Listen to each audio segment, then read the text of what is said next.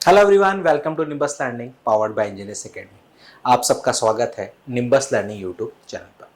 आज के इस वीडियो में हम बात करेंगे एक और नई वैकेंसी अपडेट की जो आया है मध्य प्रदेश में, Madhya Pradesh power transmission company limited की तरफ से for the post of assistant engineer and junior engineer. तो आखिरकार कितनी है वैकेंसीज, कौन कौन है एलिजिबल, क्या रहेगा सिलेक्शन प्रोसीजर, उसी के साथ में बाकी की डिटेल सब कुछ हम जानेंगे वन शॉट में। वीडियो का एंड तक जरूर देखें। आप मेरे पीछे देख रहे हैं, ये है डिटेल नोटिफिकेशन जो कि Madhya Pradesh power transmission company limited यानी कि MPPTCL की तरफ से जारी हुआ है for the post of assistant engineer junior engineer. उसके साथ में और भी पोस्ट हैं जिनके लिए कंप्लीट नोटिफिकेशन जारी हुआ है। तो यहां पर हम देखेंगे, सबसे पहले हम नंबर ऑफ वैकेंसी देख लेते हैं। सबसे पहले आपको देखने को मिलेंगी असिस्टेंट इंजीनियर की वैकेंसी। असिस्टेंट इंजीनियर की जब आप देखेंगे टोटल 63 वैकेंसीज के लिए नोटिफिकेशन है। टोटल 63 वैकेंसीज के लिए ये यहां पर नोटिफिकेशन दे रखा है।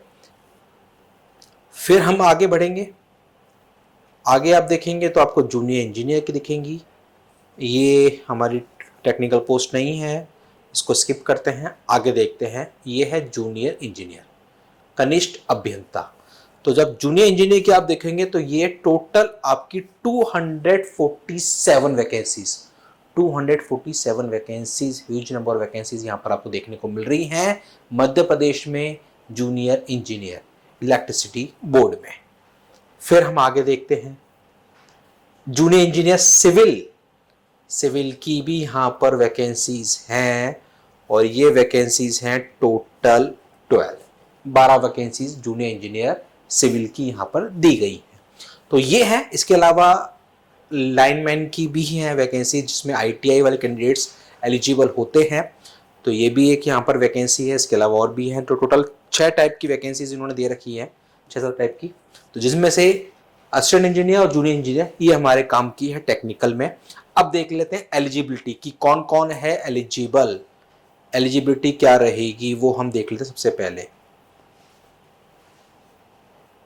तो यहाँ पर अभी हम देखते हैं, देखिए यहाँ पर आया है ये एजुकेशनल क्वालिफिकेशन और साथ में सैलरी।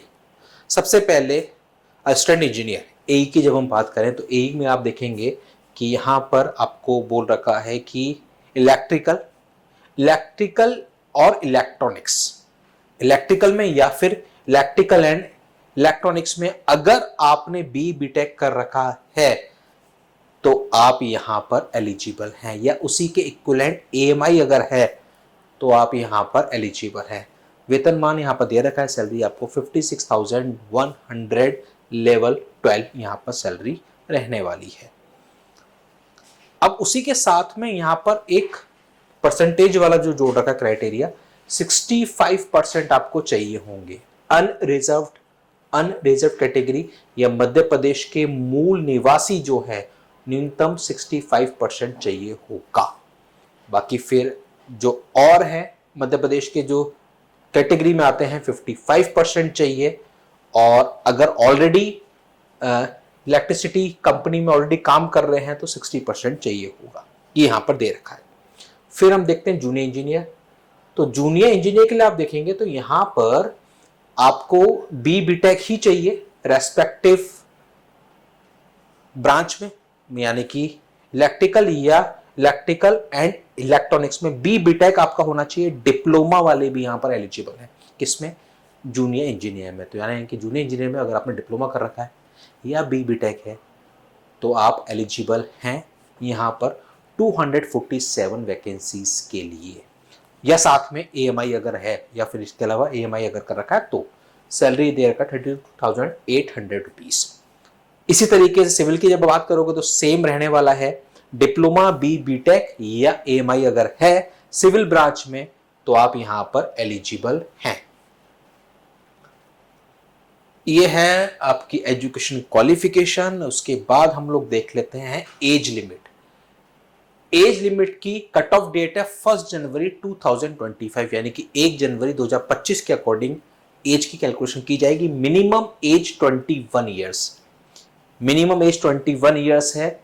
और मैक्सिमम जो एज है वो आपकी अकॉर्डिंग टू दिस वेरी करेगी, यानी कि मेल कैटेगरी जनरल ईडब्ल्यूएस या फिर अदर स्टेट के जो कैंडिडेट्स हैं उन सबके लिए 40 इयर्स रहने वाली मैक्सिमम एज। लेकिन अगर आप मध्य प्रदेश के मूल निवासी हैं, female candidate general EWS 45 years रहेगी मैक्सिमम एज लिमिट। या फिर मध्य प्रदेश के अगर मूल निवासी हैं, मेल हो चाहे फीमेल, और अगर आप कैटेगरी से बिलोंग करते हैं 45 इयर्स रहने वाली है। और अगर आप मध्य प्रदेश के मूल निवासी हैं, मेल या फीमेल, और आप किसी जॉब में हैं या किसी कंपनी में हैं या होमगार्ड कर्मचारी, तो 45 इयर्स रहने वाली है। तो ये मैक्सिमम एज लिमिट है, मिनिमम 21। तो 21 से 40 रहने वाली आपकी एज लिमिट। अगर इस कैटेगरी में बिलोंग करते हैं तो 45 रहने वाली है। ये यहां पर साफ साफ आपका मेंशन है। अब इसके बाद आपके हम देख लेते हैं सिलेक्शन प्रोसीजर। सिलेक्शन प्रोसीजर अब आएगा आगे, जस्ट वेट।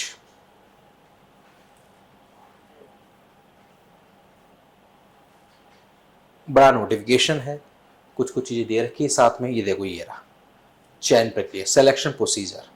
सिलेक्शन प्रोसीजर में साफ साफ लिखा है कि कंप्यूटर बेस्ड टेस्ट के बेसिस पर सिलेक्शन होगा। कंप्यूटर बेस्ड टेस्ट में जो आपके मार्क्स आएंगे उसके आधार पर किया जाएगा सिलेक्शन। ठीक है, ये जो बेस्ड होगा, ये कंप्यूटर बेस्ड टेस्ट होगा, ये आपका 100 मार्क्स का होगा, जिसमें हर क्वेश्चन आपका 1 नंबर का हो गया, यानी कि 100 क्वेश्चन 100 मार्क्स का ये आपका सीबीटी बेस्ड टेस्ट होने वाला है, जिसके बेसिस पर ही मेरिट लिस्ट तैयार की जाएगी।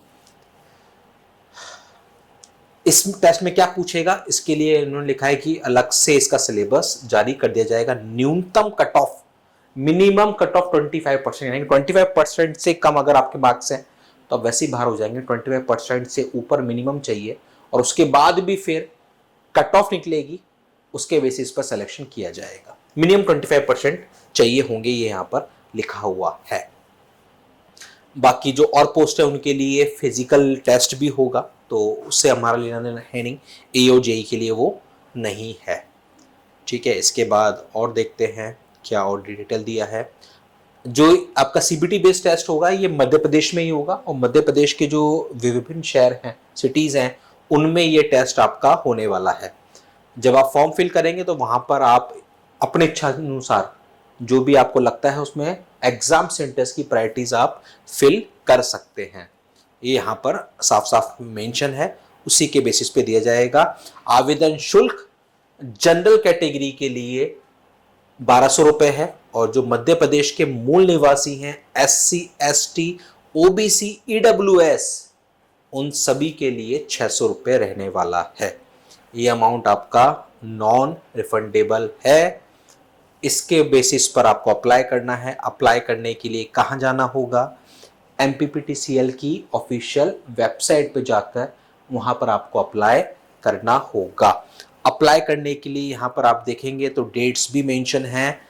4 तारीख 4 जुलाई से इसके फॉर्म स्टार्ट होंगे, और 4 अगस्त लास्ट डेट रहने वाली है फॉर्म फिल करने की। अगर कोई एरर है तो उसके लिए 31 जुलाई से लेकर 6 अगस्त तक का टाइम होगा, आप अपनी उन चीज़ों को ठीक कर सकते हैं। तो ध्यान रखें, 4 जुलाई से मध्य प्रदेश में MPPTCL असिस्टेंट इंजीनियर और जूनियर इंजीनियर के फॉर्म स्टार्ट होंगे, और लास्ट डेट रहने वाली है 4 अगस्त। तो ये है आप सभी के लिए लेटेस्ट अपडेट। mptransco.in इस वेबसाइट पर आपको, या फिर mponline.gov.in इन वेबसाइट पे जाके अप्लाई कर सकते हैं। और बाकी के लिए और फर्दर डिटेल्स यहाँ पर टाइम टाइम अपलोड होती रहेंगी। सिलेबस भी अभी नहीं दिया है, वो कहा है कि वो अलग से जारी कर दिया जाएगा। तो ये है सारी बेसिक डिटेल्स जो आपको जाननी जरूरी हैं इस वैकेंसी से संबंधित। तो आप में से वो कैंडिडेट, सबसे पहला क्वेश्चन कि मध्य प्रदेश वाले तो हैं ही अलाउड, अदर स्टेट वाले भी यहाँ पर अलाउड रहने वाले हैं। एज लिमिट की बात कर ली है, एजुकेशन क्वालिफिकेशन की बात कर ली है। ए पोस्ट के लिए सिर्फ डिग्री चाहिए, है ना, और जेई पोस्ट के लिए डिप्लोमा डिग्री दोनों यहाँ पर एलिजिबल हैं। अगर आपने डिप्लोमा कर रखा है तो भी एलिजिबल हो, और अगर डिग्री कर रखी तो भी एलिजिबल है। तो आप सभी एस्पिरेंट जो कि इस वैकेंसी के लिए एलिजिबल हैं वो अपनी तैयारी चालू कर दें। 4 जुलाई से इसके फॉर्म ओपन होंगे। 4 अगस्त लास्ट डेट रहने वाली है। CBT बेस्ड टेस्ट होगा, उसी के बेसिस पर सिलेक्शन मिलने वाला है। और फर्दर अपडेट्स के लिए बने रहिए निम्बस लर्निंग पर। चैनल पर नए, चैनल को सब्सक्राइब जरूर कर लें ताकि सारे वैकेंसीज की अपडेट्स आपको मिल सकें सिर्फ और सिर्फ निम्बस लर्निंग। मिलते हैं अगले वीडियो में अगले नए फर्दर अपडेट के साथ। अभी के लिए इतना ही। Keep watching, keep learning, Nimbus learning. ये है फ्यूचर की तैयारी।